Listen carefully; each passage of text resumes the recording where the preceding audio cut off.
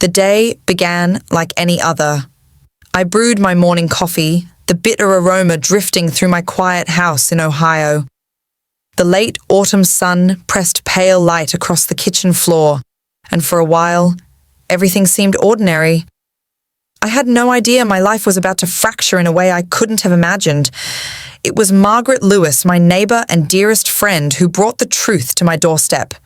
She appeared mid-afternoon, her expression tense, her phone clutched as though it were carrying bad news she didn't want to deliver. "Evelyn," she said softly, "I think you should see this." I frowned and accepted the phone. The screen showed a photograph posted online. My son, Daniel Parker, standing in a crisp navy suit, his arm looped around Melissa, his new wife. They were under an arch of flowers, beaming, confetti floating through the air. The caption read, "We got married yesterday. Grateful to everyone who made it so special." I blinked, my chest tightening. Married?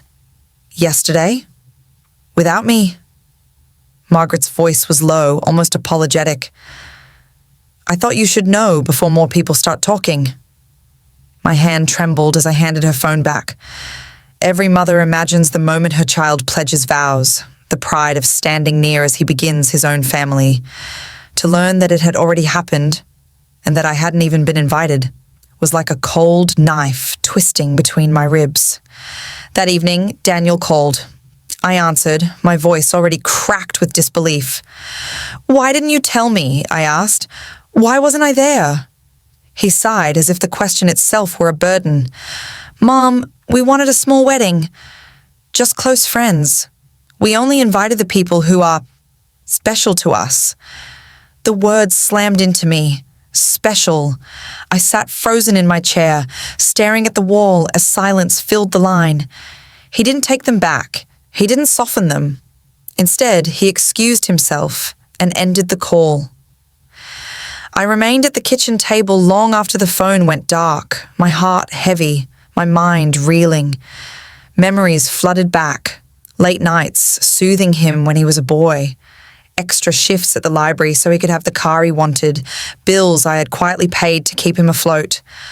I thought love was enough, but to him, I wasn't even special. Margaret came by later with a cup of tea, her face lined with sympathy. "You don't deserve this," she whispered. I managed a hollow smile, but inside I was unraveling. That night, alone in bed, I replayed his words over and over, only special people. If I wasn't special to him, then maybe it was time to stop sacrificing myself for a son who had turned me into nothing more than a wallet. I didn't know it yet, but that sentence, careless, cruel, and unforgettable, would become the line in the sand. It would be the start of a battle neither Daniel nor Melissa could have prepared for. The morning after Daniel's call, I woke to a silence that felt heavier than usual. My small house had always been quiet since Robert passed away, but now it seemed suffocating. I brewed another pot of coffee, poured it into the same chipped mug I had used for years, and sat at the kitchen table staring at nothing. Those words clung to me like a stain I couldn't scrub out. We only invited the people who are special to us. Every time I heard them echo in my mind, I felt another stitch tear in the fabric of my heart. Melissa called later that day. Her voice was light, almost cheerful, as though nothing was wrong. "Evelyn," she said, "I hope you're not too upset. The wedding was beautiful. We just wanted to keep it intimate." I gripped the phone tighter. "Intimate?" My voice trembled. "Melissa, do you have any idea what it feels like to discover your son married without you? To be erased from a moment like that?" There was a pause, then a soft laugh that wasn't kind at all. "You have to understand, this was about us. We didn't want outside drama. Outside drama, that's what I was now to them. Not family, not mother, just drama." I ended the call before my voice broke. For hours afterward, I sat in the living room, memories swirling. I saw myself years ago walking home from the library in the rain, carrying heavy bags of groceries because I'd spent the last of my money on Daniel's tuition. I remembered the nights I skipped meals so he could eat, the time I pawned my jewelry to pay his rent when he was newly married and struggling. Sacrifice had been my second nature. I never kept count. I only gave. Because that's what mothers do, or so I thought. By afternoon, I couldn't shake the gnawing need to see the truth laid out plainly. I pulled an old yellow legal pad from the drawer and spread my bank statements across the table. One by one, I wrote down the amounts: tuition payments, car loans, rent checks, credit card balances I had quietly covered. The ink dug deep into the paper as the list grew longer. When I added the final sum, my breath caught. $34,000. I leaned back, staring at the number until my eyes blurred. That was more than my first house with Robert had cost us. More than I had ever dared to spend on myself. And it had all gone into Daniel's hands. A wave of sorrow washed over me, but beneath it was something new. Anger. I had given so much, and this was what I received: exclusion, dismissal, humiliation. If I wasn't special to him, why had I emptied myself for his comfort? Margaret came by in the evening, bringing a casserole she thought I might not cook for myself. I showed her the legal pad, the long column of numbers. Her eyes widened. "Evelyn, you've carried them for years. No wonder they think they can keep taking." Her words landed hard, but they also lit a spark. I folded the paper neatly and tucked it into a folder. For the first time, I wasn't going to bury the evidence of my sacrifices. I was going to hold onto it. That night, as I lay in bed, I whispered to the dark, "If I'm not special, then I won't be useful either." My voice was hoarse, but it felt like a vow. The days of silent sacrifice were over. The following week moved like a fog that wouldn't lift. Each day I rose, made my coffee, and sat at the table staring at that yellow legal pad with the long list of sacrifices. $34,000. My handwriting etched it as truth I could no longer deny. The number stared back at me, louder than Daniel's voice, sharper than Melissa's laughter. For years, I had convinced myself that giving was love, that quiet sacrifices would one day return to me in gratitude. Robert, my late husband, had once warned me gently when Daniel was still a teenager. "Don't make it too easy for him, Evelyn. He'll never learn to stand on his own if you always carry him." I had brushed him off then, telling myself a mother's duty was to protect her child at any cost. I see now how blind I was. I remembered nights in our old house, Robert working double shifts at the plant, while I pulled late evenings at the library. Daniel, barely in college, had a taste for expensive things. He wanted the latest phone, the car his friends drove, the apartment that stretched our savings thin, and I gave it all. I worked extra hours and cut corners on groceries so he wouldn't feel left out. I pawned Robert's old watch once, the one he'd worn to our wedding, just to cover Daniel's rent when he had fallen behind. Now, years later, that same son had excluded me from his wedding. Worse, he had erased me with one sentence: "Only special people were invited." On Wednesday afternoon, I walked into my bank, my steps slower but deliberate. The banker, Mr. Alan Brooks, had known me for decades. He looked up with a kind smile. "Mrs. Parker, good to see you. What can I help you with today?" I slid the folder across the desk. "I need to make some changes. I want every automatic transfer to Daniel's account cancelled. Effective immediately." His brows lifted. "All of them?" "Yes, every single one. And I'd like a new password and security question on my online account. Something only I would know." He hesitated, concern flickering across his face. "Are you sure, Mrs. Parker?" "You've supported him a long time." I met his eyes, my voice firm. "I'm certain." "That ends today." As he typed, I sat straighter than I had in weeks. For the first time, I wasn't enabling Daniel. I was protecting myself. When I walked out of that bank, the cold November air hit me like a fresh start. That evening, Daniel called. His voice was casual at first, but there was an edge beneath it. Mom, my rent's due next week. Can you make sure the transfer goes through? I took a steady breath. No, Daniel. There won't be any more transfers. You'll have to handle it yourself. Silence stretched on the line before he finally snapped. What are you talking about? You've always helped me, I have, I replied, my throat tight, but my words steady. More than you know. But I'm done being taken for granted. His voice rose. Melissa was right.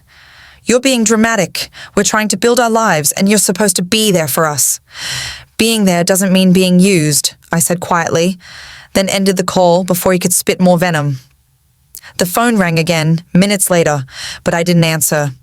Instead, I sat in the stillness of my living room, letting the weight of my decisions settle. My hands trembled, but it wasn't fear anymore. It was release. For the first time, I had chosen myself. Margaret stopped by that night, carrying a small box of donuts from the corner bakery. She listened carefully as I told her everything. The visit to the bank, the call with Daniel. When I finished, she placed her hand over mine. Evelyn, I'm proud of you, she said firmly. It's not easy to draw boundaries with your own child. But this was long overdue, I nodded, though my eyes stung. It hurts, Margaret. More than I thought it would. Of course it does. You love him. But loving someone doesn't mean letting them destroy you. We sat together until the donuts grew cold, her words a steady comfort in the storm. Later that night, I stood by my bedroom window, the moonlight spilling across the yard. My reflection in the glass looked older, wearier, but there was a new glint in my eyes, something that hadn't been there before. Resolve, I whispered into the darkness as though speaking to Robert's memory. I should have listened to you, but I'm listening now. I won't let them bleed me dry anymore. And with that vow, something inside me shifted. I wasn't just a mother who had been excluded from a wedding. I was a woman reclaiming her power, one decision at a time. The days after I stopped the transfers felt like standing on a trembling bridge, waiting for it to collapse. For years, Daniel had grown accustomed to money quietly appearing in his account, like clockwork. He never had to wonder how he would cover rent, car payments, or even vacations he couldn't afford. I had shouldered it all, invisible but dependable, and now for the first time he would have to face life without that crutch. It didn't take long for the storm to arrive. 3 nights later, the phone rang close to midnight. I nearly let it go to voicemail, but habit got the better of me. Mom, Daniel's voice barked, sharp and impatient. The money didn't come through. What happened? I pressed the receiver tighter against my ear, steadying myself. It's not coming, Daniel. Not anymore. I told you. There was a long pause, then the sound of his quick, angry breath. You're serious? After everything, you're really going to abandon me like this? Abandon! The word struck like a slap. I had carried him, sacrificed for him, given up pieces of my life for him. And now I was abandoning him because I finally chose myself. I'm not abandoning you, I said, my voice calm but unyielding. I'm letting you stand on your own, the way you should have years ago. Melissa's voice suddenly cut through the line, sharp as broken glass. We knew you were selfish, Evelyn. But this? Cutting off your own son? You should be ashamed. I could almost see her sneer, feel the poison in her words. I'm not ashamed, I replied. I'm done. Daniel shouted something unintelligible before the line went dead. My hand shook as I set the phone down, but my heart beat with a strange new rhythm, fear and freedom colliding in my chest. The next morning, I found Melissa had sent a string of messages. Each one dripped with contempt. You've ruined us. Daniel deserves better. Don't expect to see us again. I deleted them without responding. For years, I had lived for their approval, desperate to be included in their lives. Now I realized silence was a gift I could give myself. That afternoon, Margaret stopped by, sensing the storm had broken. She sat at my kitchen table as I recounted the midnight call. They'll try everything, she warned. Shame, guilt, anger. Don't let them pull you back in. I won't, I promised, though my hands fidgeted with the hem of my sweater. I keep remembering Daniel as a boy. How he used to run into my arms when he was hurt. How he called me his best friend. How did we get here, Margaret? She sighed, her eyes soft. Some children never outgrow their need to take. And some parents never stop giving until one day they realize they've been emptied. You're realizing it now. That's your strength, Evelyn. Her words sank deep. That night, instead of crying myself to sleep, I opened my notebook and began to write everything down. Each sacrifice, each insult, each moment of manipulation. I wasn't just keeping records for myself anymore. I was building a ledger of truth. The days turned colder, November slipping toward December. My phone stayed busy with their calls, each one angrier than the last. Sometimes Daniel tried a softer tone, reminding me of old memories, calling me Mom, with a tenderness that rang false. Other times, Melissa left long voicemails, her voice dripping with scorn, warning me I'd regret my selfishness when I was old and alone. But I didn't bend. Each call went into the notebook, every word documented. Each entry made me feel stronger, like I was stacking bricks to build a wall they could no longer climb. One evening, after ignoring yet another call, I sat by the window with a cup of tea. Snow had begun to fall outside, flakes drifting in the glow of the street lamp. For years, I had dreaded winters, the loneliness, the cold creeping into the bones. But that night, watching the snow cover the earth in white, I felt something different. Renewal. The ground was being wiped clean. So was I. The phone rang again. I didn't move to answer it. Instead, I whispered into the quiet room. I am not your lifeline anymore. I am mine. It was the first time in years I felt free enough to say it. The snow was still fresh on the ground when the knock came. It was a Saturday afternoon, quiet except for the faint hum of the furnace and the occasional creak of my old house settling into winter. I was in the living room, knitting by the window, when the sound rattled through the air. Loud, insistent, not the gentle tap of a neighbor. Through the peephole, I saw Daniel standing stiffly on the porch, Melissa beside him with her arms folded tight across her chest. A third man stood just behind them, tall and broad-shouldered, holding a leather briefcase. His polished shoes stood out against the salted concrete, and his face carried that practiced detachment of someone who'd been paid to be intimidating. I cracked the door just enough to speak, keeping the chain fastened. "What do you want?" Daniel's jaw tightened. "Mom, let us in. We need to talk." Melissa leaned forward, her eyes cold. "You've made this unnecessarily difficult, Evelyn. We brought someone to help straighten things out." The stranger stepped forward, adjusting his glasses. "Mrs. Parker, my name is Richard Cole. I'm an attorney. Daniel and Melissa have retained me to assist in some legal matters." A chill that had nothing to do with winter slid down my spine. "Legal matters?" I asked, my voice steady, though my heart thundered. Daniel shifted impatiently. "Mom, you're not making rational decisions anymore. You've been manipulated, and you're putting yourself at risk. We just need you to sign some documents so we can take care of things for you." "It'll be easier that way." Melissa's lips curved into a thin smile. "You won't have to worry about bills or decisions anymore." "We'll handle it all." I opened the door a little wider, though the chain held firm. I wanted them to see my face, to hear every word clearly. Let me make something plain. I have managed my own life for 71 years. I will not hand it over to you, not now, not ever. Richard Cole cleared his throat, his tone soft but condescending.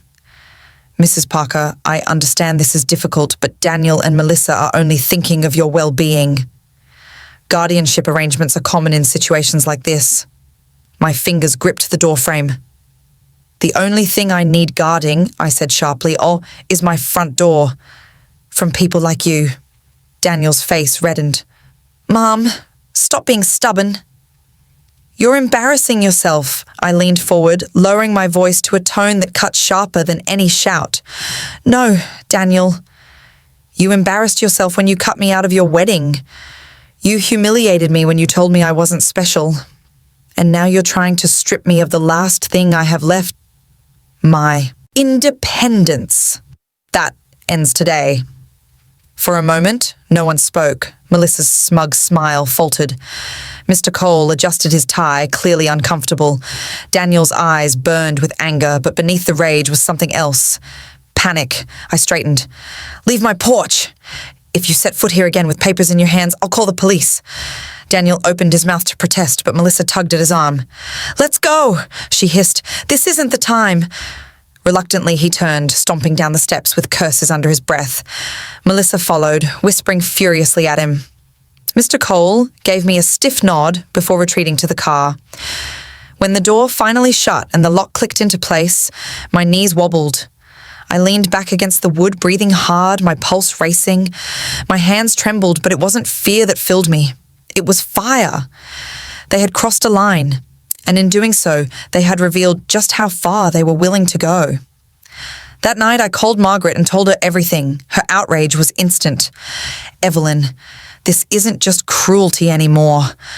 This is a threat. They're trying to take you down piece by piece. You need real help. She was right. The next morning, I gathered my folder of notes, bank statements, and the yellow legal pad where I'd recorded every insult and call. With my scarf pulled tight against the cold, I walked into the office of Thomas Gray, a local attorney known for his steady hand and sharp mind. His office smelled of leather and old books, the walls lined with shelves heavy with case files. He greeted me with a firm handshake, his eyes kind but alert. Mrs. Parker, what brings you here today? I sat across from him, my folder clutched to my chest. For the first time, I told the story from the beginning. The wedding I never saw, Daniel's cruel words, the years of financial sacrifice, the midnight calls, and now the attempted legal ambush.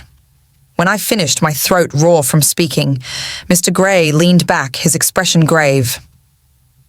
Evelyn, what you've described is not just family conflict. This is financial exploitation and coercion.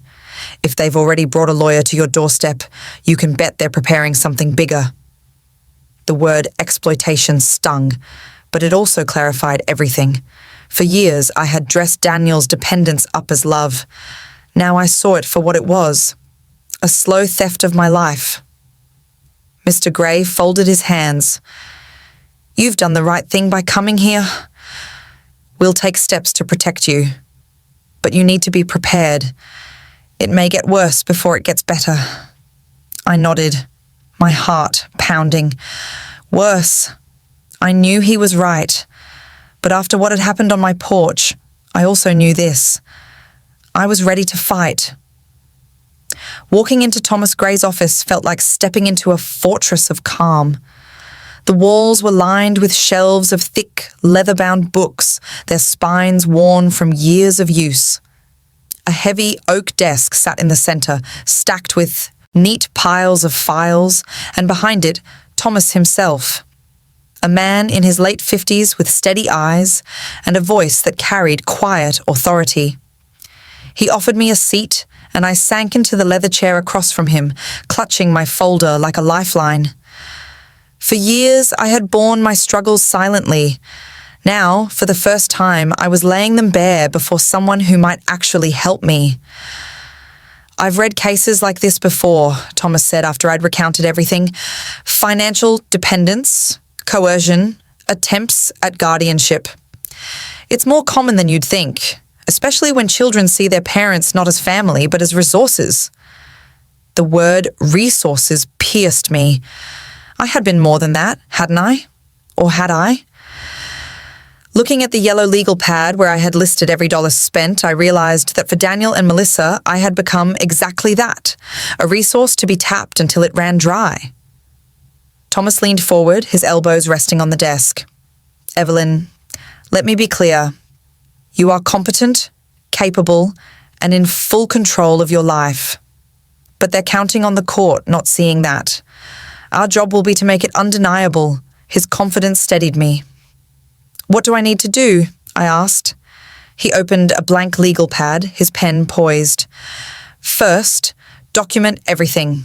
Every call, every visit, every message they send, keep a log. Second, secure all your accounts. You've already taken steps there, but we'll go further if needed. Third, we'll prepare for the possibility of court. That means medical evaluations, financial statements, and witnesses who can speak to your competence. I scribbled notes, though my hand trembled. Witnesses? Yes, he said, people in your community who can testify that you're managing your life just fine. A pharmacist, a shopkeeper, your neighbor, Margaret. Their testimony will carry weight. The idea of dragging my private pain into the open made my stomach twist, but Thomas's calm certainty gave me strength. I'll do it, I whispered. For the first time in weeks, I felt something like hope. When I returned home, Margaret was waiting on the porch, wrapped in her wool coat. I told her about Thomas, his plan, and his warning that things might get worse. She listened with a fierce intensity. He sounds like the kind of man you need in your corner, she said firmly, and he's right. You've got people who see you clearly, Evelyn. Don't forget that her loyalty warmed me, though I still felt the ache of Daniel's betrayal like a bruise that wouldn't fade. That night, I sat at my kitchen table, flipping through old photo albums. There was Daniel at 5, proudly holding up a drawing for the refrigerator. Daniel at 10, playing baseball while I cheered from the bleachers. Daniel at 18, standing tall in his cap and gown, my heart nearly bursting with pride. I traced his face with my fingertip, my throat tight. Where had that boy gone?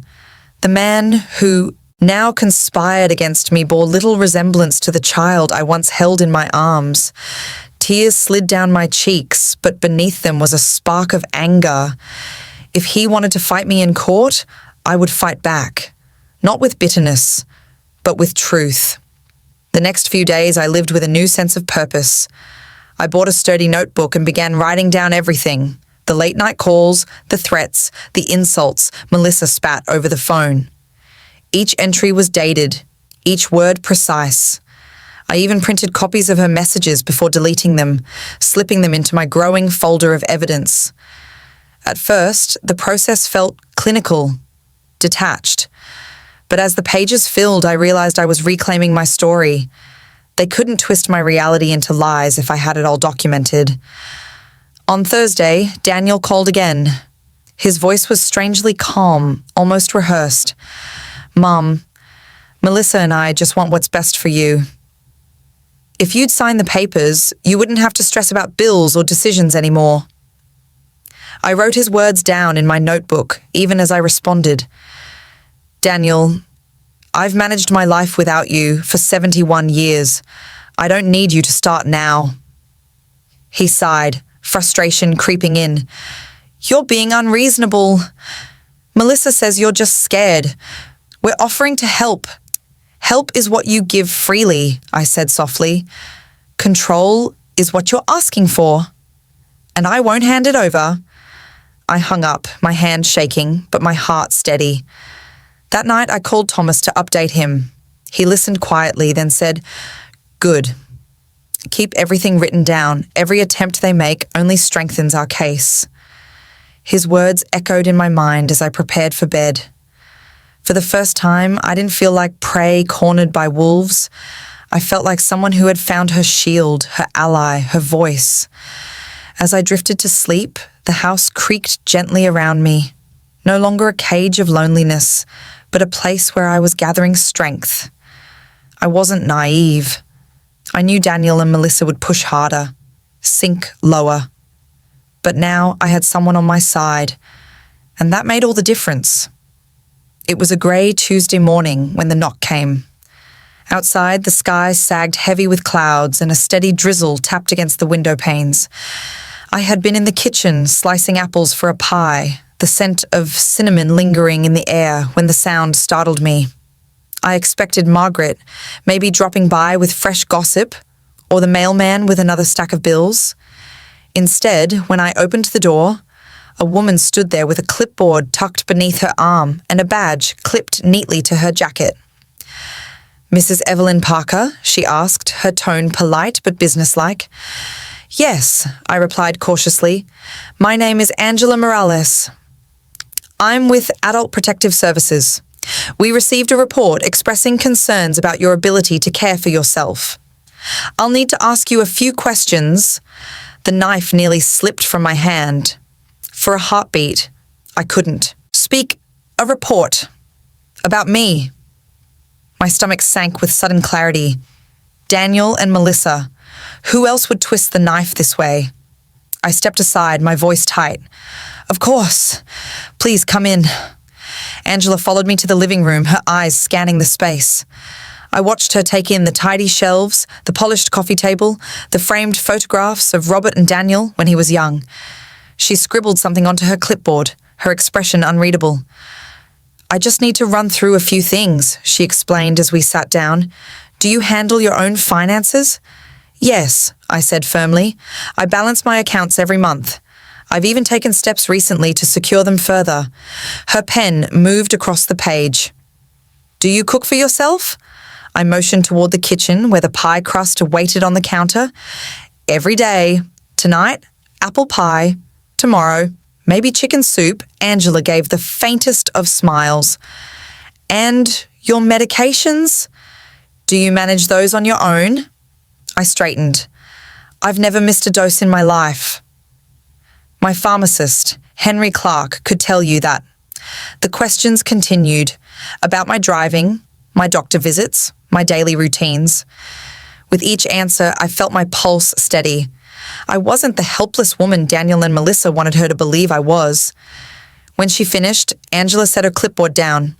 "Mrs. Parker, I'll be honest with you. From what I've seen today, you're not only capable, you're thriving. Whoever filed this report, it doesn't align with reality." Relief coursed through me like warm light. My throat tightened. "Thank you," I whispered. Angela gathered her papers. "Unfortunately, false reports do happen. Sometimes family members have motives. If you ever feel harassed or unsafe, call us directly. We can note this in your file." After she left, I sank into the sofa, my body trembling. Betrayal was one thing, exclusion from the wedding, the years of financial manipulation. But this was an attack on my very identity. They wanted me labeled incompetent. They wanted me stripped of dignity. That evening, Margaret stopped by. The rain had soaked her coat, but her outrage burned hotter than any storm. "False reports?" she exclaimed. "That's beyond cruel, Evelyn." "That's evil," I nodded, tears threatening. "They're trying to erase me from my own life." "Well, it won't work," she said fiercely. "Not while I'm here. Not while the truth is on your side." Later, I called Thomas Gray, recounting every detail. He listened carefully, his tone calm but edged with anger. "This is serious," he said. "A false report to APS isn't just harassment. It shows intent, and if they think this strengthens their case, they're wrong. It only makes them look desperate." His words steadied me, but that night as I lay in bed, the ache gnawed deeper than ever. I stared at the ceiling, remembering Daniel as a child, the way he once clung to my hand, terrified of thunderstorms. Back then, I had been his shelter. Now, he had become the storm. I closed my eyes, whispering into the darkness. "You can lie about me.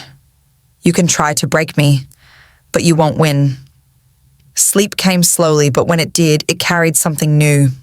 Not peace, not yet, but resolve sharpened into steel. The morning after Angela Morales left, I stood by my window staring out at the maple tree in my yard. Its branches were bare now, reaching like dark fingers into the cold sky. Winter had settled in fully, and though the world outside looked stark, I felt something shift inside me. For the first time in months, I wasn't doubting my sanity.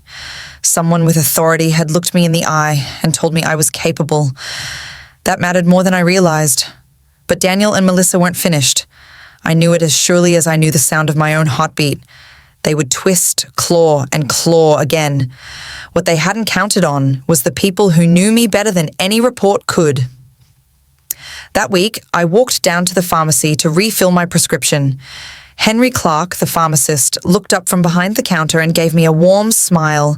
He had seen me through countless seasons of colds, flu, and arthritis. "Mrs. Parker," he said, "good to see you. How are you holding up?" I hesitated, then lowered my voice. "Henry, I need to ask, did Daniel speak to you recently?" His smile faded. "He did. Came in here a week ago, asking if I'd noticed you missing doses or struggling with your medication. Wanted me to make a note about it." His jaw tightened. I told him the truth, that you've never once been late, never once confused. "You're more organized than most of my younger customers." I refused to play along. Relief and sorrow washed through me all at once. "Thank you, Henry. That means more than you know." He leaned across the counter, his eyes steady. "If you need me to testify, I will. Don't let them scare you into thinking you don't have people who see the truth." Later that day, I stopped by Robert Hayes' hardware store to pick up batteries for the security cameras. Robert, with his gruff voice and kind eyes, rang up my purchase before lowering his tone. "Evelyn, I don't know what's going on, but your son and his wife came in here. Asked if I'd noticed you struggling with basic repairs, if you seemed confused. Wanted me to say you weren't managing well." My stomach turned, but Robert shook his head firmly. I told them straight. "You came in here yourself last month, bought those locks and cameras and installed them without help. I said you're sharper than most people half your age. Don't worry, I won't let them twist my words." By the time I walked home, the cold wind biting my cheeks, I realized something I hadn't dared believe before. Daniel and Melissa might have lies, but I had truth and witnesses to back it. When I told Margaret about it that evening, she nearly slammed her teacup down. "They're making the rounds, trying to get people to back their story." "Yes," I admitted, but Henry and Robert wouldn't go along with it. Her lips pressed into a firm line. "Good. Because Melissa came to me too. Tried to convince me to say you've been forgetful, that maybe you left the stove on once or twice. I told her point blank that she was out of her mind if she thought I'd lie about you." I blinked at her, stunned. "She came to you?" "She did," Margaret said with a fire in her eyes. "And I told her I've known you for 20 years.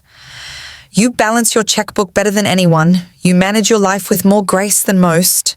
And if she wanted to slander you, she'd have to do it without me." Tears pricked my eyes. "Margaret, I don't know what I'd do without you." She reached across the table, squeezing my hand. "You won't have to find out. We're in this together." That night, I called Thomas Gray and told him everything. Henry's loyalty, Robert's honesty, Margaret's fierce defense. He listened carefully, then said, "This is exactly what we need, Evelyn. Independent voices who know you, who can speak to your competence. If this goes to court, their testimony will cut through any lies." When I hung up, I sat for a long time in my quiet living room, the soft lamplight warming the space. For weeks I had felt isolated, convinced that Daniel and Melissa's whispers might erode my reputation, that neighbors would start looking at me with suspicion. Instead, I had found the opposite. People I had trusted for years stood firmly at my side. It struck me then that community was a kind of armor. For so long, I had believed my life was shrinking. Just me, the silence of my house, and the ache of betrayal. But in truth, I was surrounded by witnesses to my strength, people willing to speak when it mattered most. As the clock ticked past midnight, I opened my notebook and added a new section, one that made my heart feel lighter. Not just the wrongs Daniel and Melissa had done, but the names of those who had stood by me. A record of loyalty to counter the record of betrayal. The lies were out there, yes, but now I knew. The truth had allies too. The letter came on a damp November morning. The rain had been steady since dawn, streaking down the window panes in silver threads. I was sorting through the usual pile of envelopes, bills, flyers, a catalogue I hadn't asked for, when I saw it. Heavy cream-coloured paper with an embossed crest in the corner. I didn't recognise the firm, but I knew before opening it what it would be. My hands shook as I tore the flap. It was a petition for guardianship. The words blurred as I read, but the meaning cut clear. Daniel and Melissa were asking the court to declare me incompetent, to hand them control of my finances, my decisions, my life. I sank into the chair, the paper trembling in my hands. They weren't just threatening anymore. They had acted. For a long time, I sat staring at the document, my mind flashing through every sacrifice, every check written. Every night I had worked late to give Daniel a life, without worry.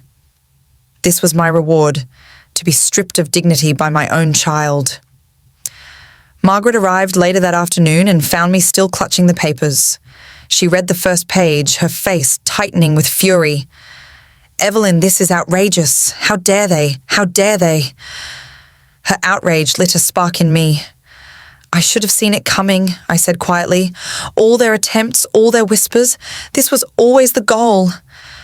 I called Thomas Gray immediately. His calm voice steadied me as I explained. "I was afraid this might happen," he admitted. "But Evelyn, don't panic. Guardianship isn't granted easily. We'll fight this. And from what you've told me, we have more than enough evidence to dismantle their case." Still, my stomach twisted as he listed the steps we'd need to take. A full medical evaluation, documentation of my finances, witnesses ready to testify. Every stone turned over, every scrap of truth prepared. The next week, I sat in the office of Dr. Elaine Turner, a respected physician in town. She greeted me warmly, her silver hair pulled back neatly, her eyes kind but sharp. The evaluation was thorough. Memory exercises, problem-solving tasks, long conversations about my daily routines. She asked me to balance numbers, recall stories, explain how I managed my medications and bills. At the end, she closed her notebook and looked me straight in the eye.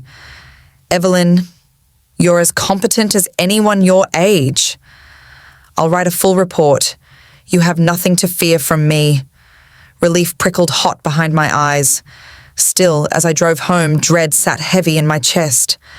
I couldn't stop imagining Daniel and Melissa sitting in a courtroom, their faces polished with false concern, telling lies about the woman who had raised him. At night, sleep was shallow, filled with jagged dreams. I woke often, replaying Daniel's childhood in flashes. Him at 5, rushing into my arms during a thunderstorm. At 10, swinging a bat with all his might as I cheered from the bleachers.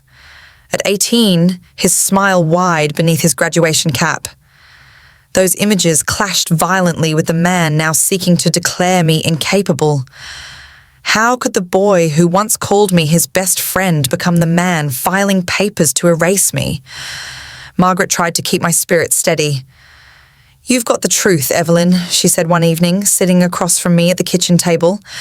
"And you've got people who will stand up for you. They may have lawyers, but you have the law." Her faith helped, but the fear remained. Fear of the courtroom, of the possibility that a judge might believe their lies, that my independence could vanish with the strike of a gavel. Thomas prepared me carefully.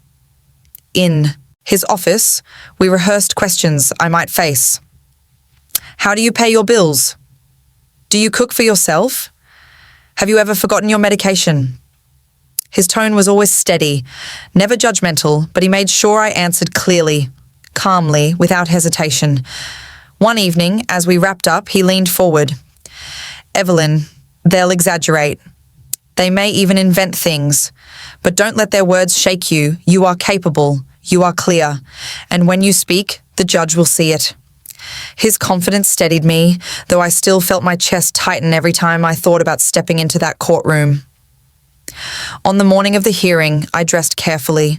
A navy blue dress with a silver brooch at the collar. Robert had once said the color suited me.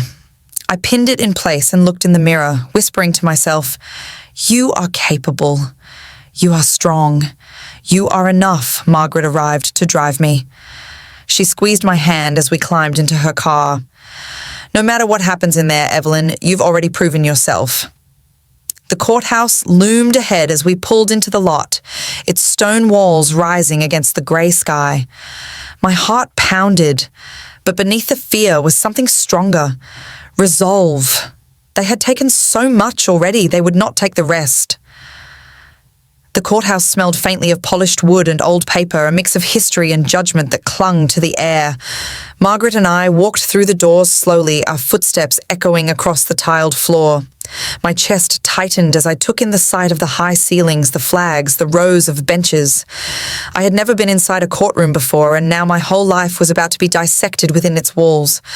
Thomas Gray met us just outside. His steady eyes and calm voice were like a steadying hand on my shoulder. "Remember, Evelyn," he said softly, "you've done nothing wrong. Speak honestly, stay calm. The truth is our strongest weapon." When we stepped inside, I saw them. Daniel and Melissa sat at the far table beside their attorney, Richard Cole. Daniel's face was tight, his jaw clenched, while Melissa wore that same thin smile I had come to know, the kind that concealed malice behind a veil of confidence. Mr. Cole leaned toward them, whispering like a man coaching actors before their cue. The bailiff called the case. Guardianship hearing. Daniel and Melissa Parker versus Evelyn Parker. My heart slammed against my ribs. I sat straighter, refusing to let them see me shrink. The judge, Rebecca Miller, entered and settled into her chair. Her presence filled the room, her voice calm but commanding. "We are here to determine whether Mrs. Evelyn Parker is capable of managing her own affairs. Petitioners, you may begin." Richard Cole stood first. He painted a picture of me as frail, confused, unable to keep up with my responsibilities. "Your Honor, this is not about money or control. It is about care. My clients want to ensure Mrs. Parker's safety and stability. Guardianship will allow them to provide the support she needs." Melissa nodded solemnly as though rehearsed, while Daniel avoided my eyes. Thomas rose next. His tone was calm, measured. "Your Honor, this case is not about care. It is about control. Mrs. Parker has lived independently, managed her finances responsibly, and cared for herself with dignity. We will present evidence to show that the petitioner's claims are unfounded and motivated by personal gain." The judge nodded, signaling for testimony to begin. Melissa took the stand first. Her voice was sweet, but her words were poisoned. She told stories of me forgetting conversations, leaving bills unpaid, struggling to cook. She spoke of concern, of love, of wanting what's best. When Thomas cross-examined, her facade cracked. "Mrs. Parker," he asked smoothly, "isn't it true that Evelyn prepared Thanksgiving dinner last year? That you attended and praised her cooking?" Melissa faltered. "Well, yes, but..." "And isn't it true she drives herself, shops for groceries, and manages her medications without assistance?" She shifted in her seat. "I suppose, but she's slowing down." "Slowing down is not incompetence," Thomas interrupted. "Isn't it also true that you and your husband have received tens of thousands of dollars in financial assistance from her over the years?" Her face flushed.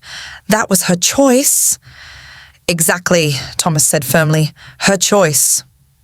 "A capable one," Daniel testified next. His words carried more anger than concern. He spoke of my unreasonable behavior, claiming I was paranoid, that Margaret was manipulating me. His voice rose as he painted himself the dutiful son, burdened by a mother who couldn't accept help. But under cross-examination, he stumbled. "Mr. Parker," Thomas asked, "can you name a single instance where your mother was in actual danger due to incompetence?" Daniel hesitated. She forgets things." "What things?" He faltered again, his face reddening. "Little things." "Little things do not strip a person of their rights," Thomas said evenly. "But I can name something significant. Your reliance on your mother's finances. Would you deny that she has paid your rent, your loans, and even your vacations for years?" Daniel's jaw clenched. He muttered, "She wanted to. Wanted to, or was pressured to?" Daniel glared, but he had no answer. One by one, my allies took the stand. Henry Clark, my pharmacist, testified. "Mrs. Parker manages her medications meticulously. I've never had a single concern," Robert Hayes, the hardware store owner, said firmly. "She came in, bought security cameras, and installed them herself." "That's not someone confused or incapable," Angela Morales from Adult Protective Services stated plainly. "I conducted a full evaluation. The report filed against her was unfounded. Mrs. Parker is fully capable." Finally, Dr. Elaine Turner gave her testimony, her voice crisp and confident. "I evaluated Mrs. Parker thoroughly. Her cognitive abilities are intact, her health stable. She is competent in every respect." By the time Thomas stood to close, the weight of truth filled the room. He spoke with quiet conviction. "Your Honor, what we've seen today is not a concerned family, but an attempted exploitation. Mrs. Parker is not only capable, she is the victim of her son and daughter-in-law's manipulation. We ask that this petition be denied in full." Then it was my turn. My legs trembled as I walked to the stand, but when I looked at Judge Miller, something inside me steadied. Under oath, I spoke simply. I described my daily life, my cooking, my banking, my friendships. I told her how I had been excluded from Daniel's wedding, how he had told me I wasn't special, how I had quietly sacrificed for decades. My voice cracked, but I didn't shy away. "I may be 71, I said softly, meeting the judge's eyes, "but I am not broken. I am not incompetent. What I am is a mother who has been betrayed, and I refuse to surrender my life to lies." The room fell silent. Even Daniel dropped his gaze.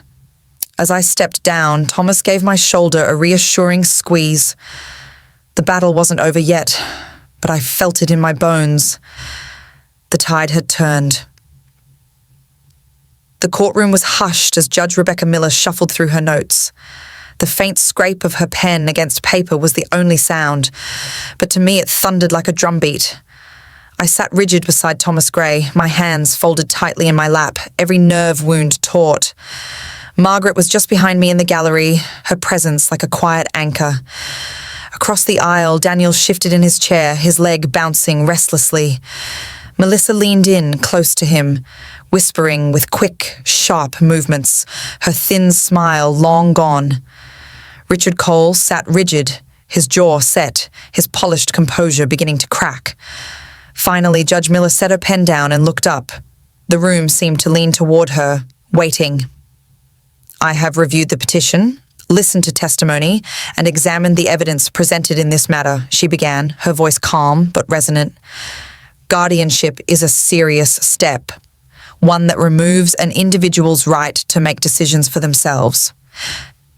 It is not granted lightly," my breath caught. "The petitioners, Daniel and Melissa Parker, allege that Mrs. Evelyn Parker is incapable of managing her own affairs. However," she paused, her eyes flicking briefly toward me. The evidence presented does not support these claims."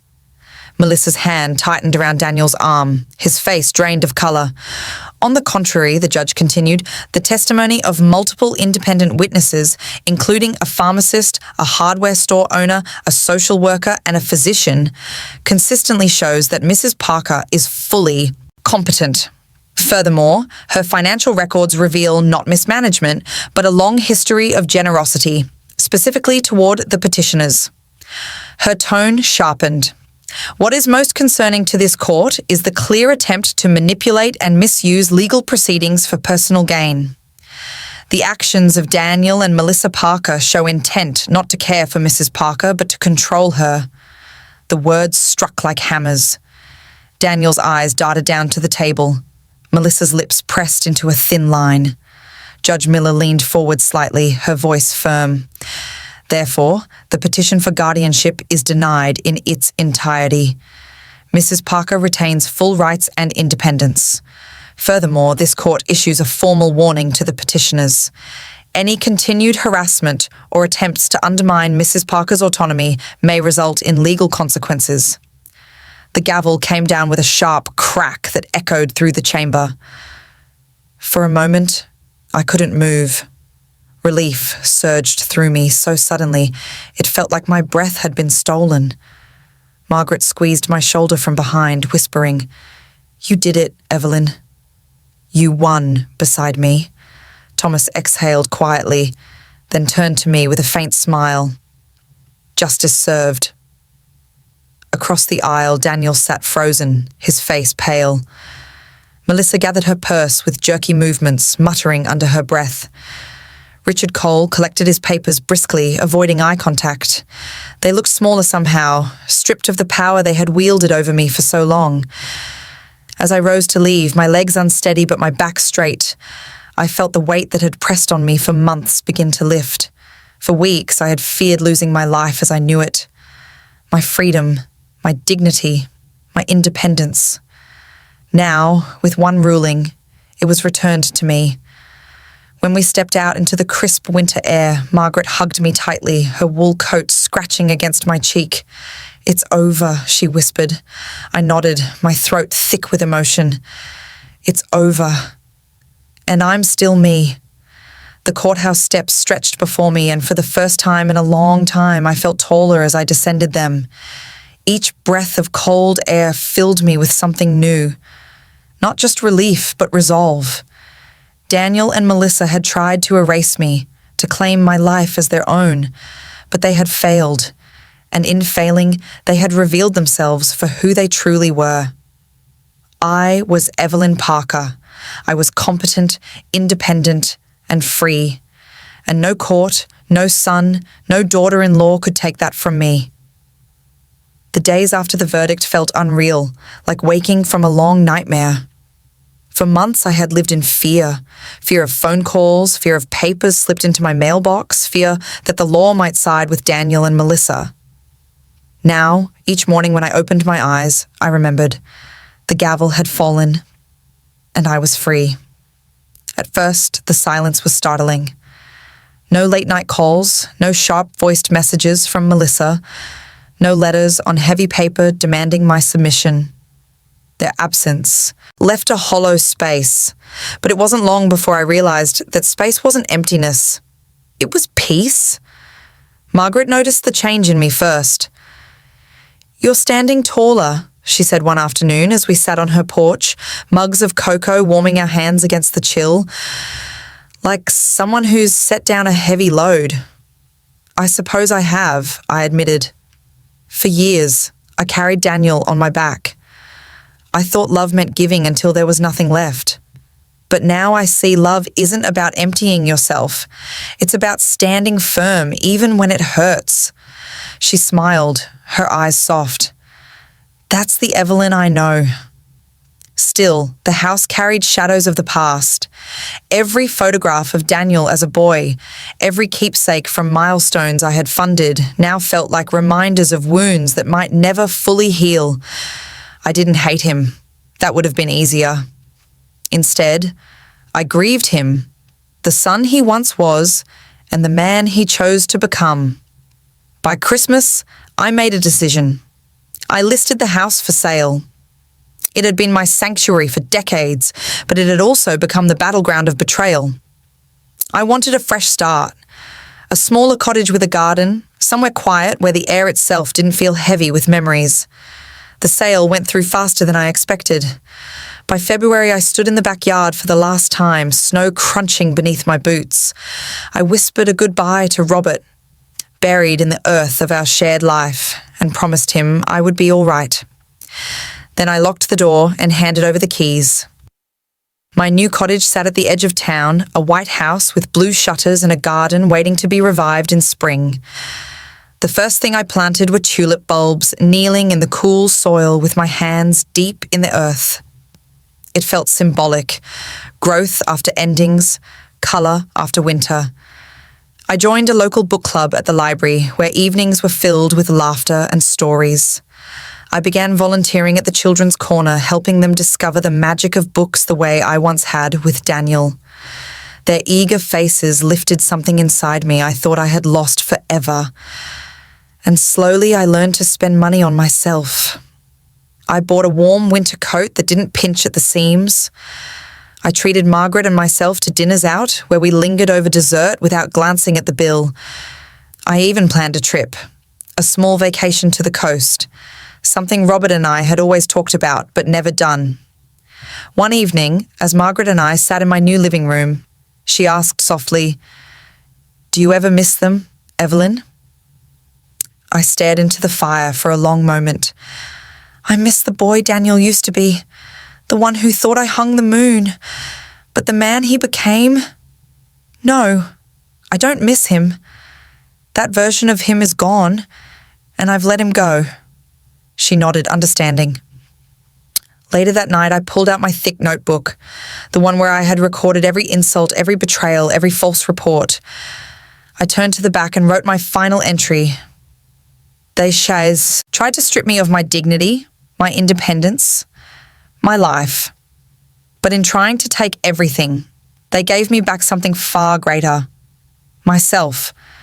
My revenge is not bitterness or anger. My revenge is living free, whole, and on my own terms. I closed the notebook and slid it into the drawer. The battle was over. The scars would remain, but they no longer defined me. As spring crept in and the tulips began to bloom, I stood in the garden, the sunlight warm on my face.